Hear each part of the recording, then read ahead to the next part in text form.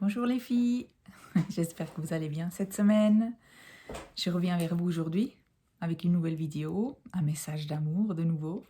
Et ça me fait plaisir parce que la semaine passée, j'ai eu plusieurs témoignages de clientes ou de filles qui m'écoutent ou même d'une copine qui a même pas de désir d'enfant mais qui m'écoute quand même.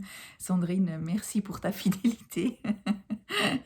Et qui m'ont dit que, voilà, que chaque fois elles m'écoutent et ça leur fait du bien, que ça leur fait chaud au cœur de m'entendre et puis de peut-être il y a quelque chose qui est transmis par les messages et par les vidéos et puis c'est vraiment le but, hein. Je me réjouis d'entendre que l'intention première marche. C'est quelque chose qui n'est pas dite, mais quelque chose qui se transmet de cœur à cœur. Voilà, et j'espère que vous le recevez toutes. Si, si vous n'avez pas vu la vidéo de la semaine passée, je vous invite peut-être à écouter d'abord celle de mardi passé, parce que je vais continuer sur cette lancée. La semaine passée, on a vu que quand nous décidons quelque chose, nous estimons que c'est juste, et quand la vie ne répond pas favorablement à ce qu'on a demandé, inconsciemment, on a l'impression d'être puni par la vie. Ça veut dire ou abandonné, ou rejeté, ou humilié, ou injustement traité, ou trahi, selon les différentes blessures qu'on ressent ou qui sont à l'intérieur de nous. C'est vraiment une approche très intéressante parce que ça s'applique sur tous les domaines de notre vie et je vous invite vraiment à regarder toute votre vie d'une manière neutre. Ça veut dire que vous reprenez chaque situation, chaque personne qui est présente et vous regardez, mais c'est quoi la réalité en fait? Est-ce que la réalité, c'est ce que je vois ou est-ce que c'est une réalité que je me suis créée avec mes lunettes que je porte voilà, de me dire, cette situation, elle est là pour me punir ou est-ce que c'est une situation qui est là pour me donner une chance? Maintenant, aujourd'hui, j'aimerais parler donc de nouveau de la PMA. Donc maintenant, vous avez peut-être commencé un traitement. Donc vous êtes soit dans la phase piqûre, soit vous êtes dans la phase d'attente après le transfert. C'est des jours très éprouvants. Autant on a l'impression dans la première partie de contrôler ce qui nous arrive parce qu'on a un protocole à suivre, on a des rendez-vous bien planifiés, autant on a l'impression de ne plus du tout avoir le contrôle à la deuxième partie après le transfert. Et c'est vrai, il y a quelque chose qui prend le dessus après le transfert, que ça s'appelle la vie, et on n'a aucun contrôle là-dessus. Par contre, nous continuons dans notre croyance que voilà, on a fait cette PMA, maintenant on a écouté les vidéos de Jacqueline, on a écouté les témoignages d'autres personnes, on a été sur Instagram, on a téléchargé le programme de la pensée positive et on applique tout ça parfaitement bien. Et dans notre esprit, on a l'impression d'avoir fait ce qu'il fallait faire pour que cette fille réussisse. De nouveau, dans notre tête, ce qui est juste, c'est la réussite de cette fille. Hein, ça, c'est pour nous le juste. Ça ne viendrait pas à l'esprit que c'est peut-être pas juste. De nouveau, si cette fille ne réussissait pas, dans notre tête, c'est faux. Et de nouveau, on retombe dans le schéma de punition, blessure, etc. Donc, on a l'impression que pour que cette fille réussisse, on doit faire tout ce qui est dans notre possession. On doit faire les choses justement pour que le juste puisse arriver. Le juste, c'est la réussite.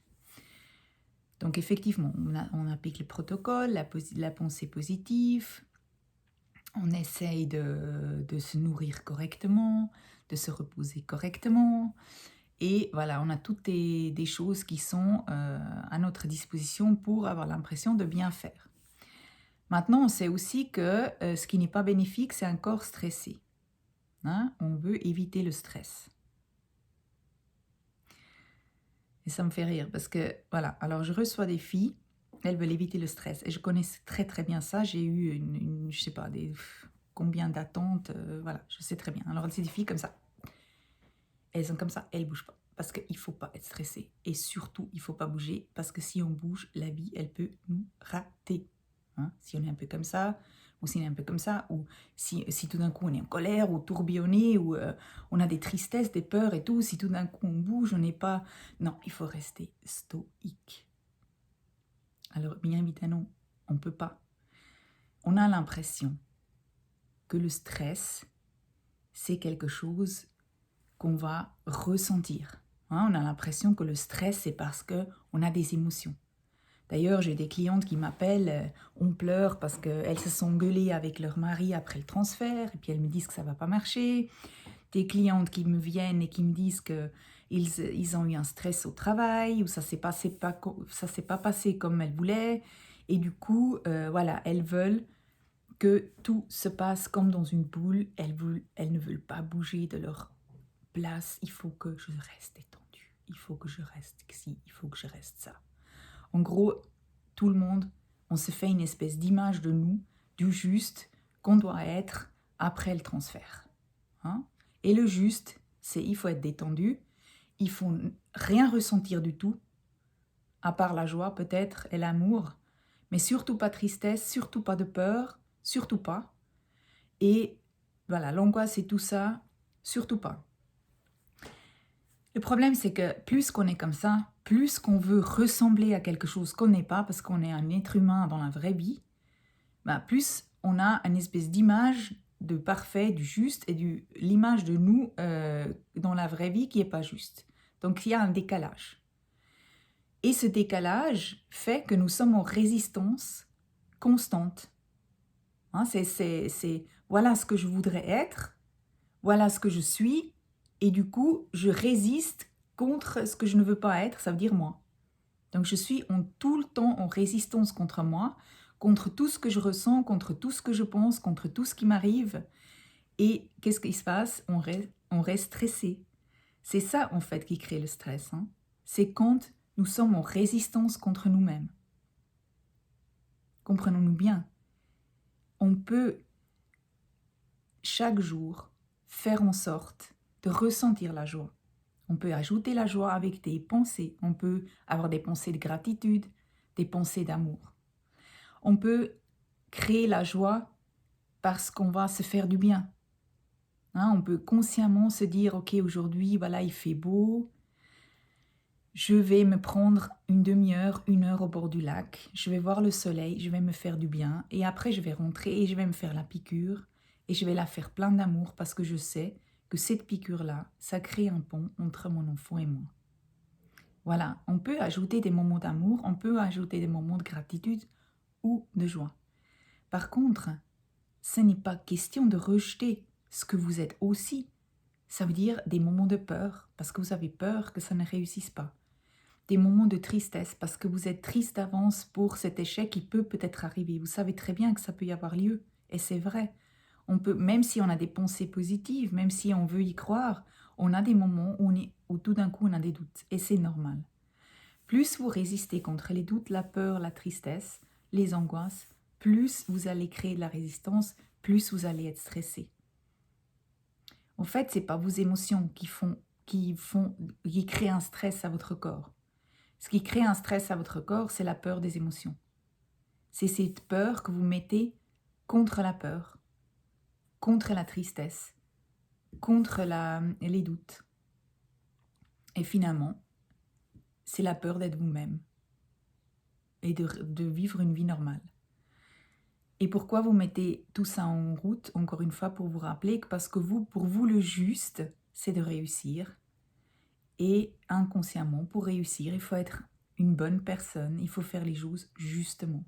Inconsciemment, vous pensez que c'est juste d'être toujours détendu, d'être toujours joyeuse, d'être toujours plein d'amour. Et vous créez en fait quelqu'un qui est dans votre idéal parfaite, à qui vous ne correspondez pas, parce que vous êtes vous dans la vraie vie. Et dans la vraie vie, il se passe des choses qui nous contrarient. Voilà, c'est normal. Donc, si vous voulez être détendu, en aucun cas évitez vos émotions, accueillez-les, soyez vous-même, soyez des fois en colère, engueulez-vous, soyez stressé au travail, mais simplement restez comme vous êtes, exactement comme vous êtes maintenant. Parce que votre enfant, il vient auprès de vous, il vient pas auprès d'une image que vous avez créée de vous qui est quelque part, et d'ailleurs que vous devez absolument devoir maintenir debout quand le petit est né. Et c'est là, après, vous allez m'appeler en pleurs aussi parce que vous vous êtes créé une image parfaite de la mère parfaite que vous avez imaginé d'être. Et puis finalement, bah non, vous êtes vous, dans la peau d'une mère qui n'est pas parfaite et qui n'arrive pas et qui a des angoisses et qui a peur et qui est des fois triste et des fois joyeuse. Ben voilà. Et du coup, on va de nouveau travailler contre la résistance que vous avez mis en route contre vous-même parce que vous vous êtes créé une image qui n'existe pas. Soyez vous-même. Soyez vos émotions tous les jours et n'enlevez rien. Essayez de rien enlever à ce que vous êtes. Ajoutez simplement des moments qui vous font du bien. C'est tout. Et c'est ce qui est juste. Et après, posez-vous la question, est-ce que ce que j'ai imaginé est juste? Est-ce que la réussite de cette fille est juste? Bien sûr, on aimerait que vous réussissiez, ça veut dire que vous ayez votre enfant ou votre bébé. Mais vous savez, si moi, j'avais pas eu tous les échecs, une après l'autre, ben, j'aurais pas eu réponse à mon problème. Il m'a fallu des échecs pour comprendre, pour finalement avoir des enfants. Chaque échec, chaque problème comporte en lui une solution. Mais cette solution va vous aider sur votre chemin vers votre enfant. Nous ne savons pas combien de temps ça prend. Et nous ne savons pas combien de pièces de puzzle on a besoin pour créer l'image qu'on a rêvée. On ne peut pas savoir. Et voilà, c'est quelque chose qu'on ne contrôle pas. Donc au fond de nous, la seule chose que nous savons, c'est que nous n'en savons rien. Et nous ne savons pas ce qui est juste et nous ne savons pas ce qui est faux. Alors essayons de ne pas nous mettre trop de pression sur les épaules pour nous créer des images justes qui sont peut-être faux. Créons un peu la confusion, ça nous fait du bien. Et chaque petite confusion vous amènera sur le chemin que vous devez déjà être et peut-être au résultat que vous avez souhaité. Je vous embrasse toutes et je vous souhaite une bonne journée et de bonnes vacances. J'espère que le petit lapin de Pâques va vous amener plein de surprises, cachées ou pas. Au revoir.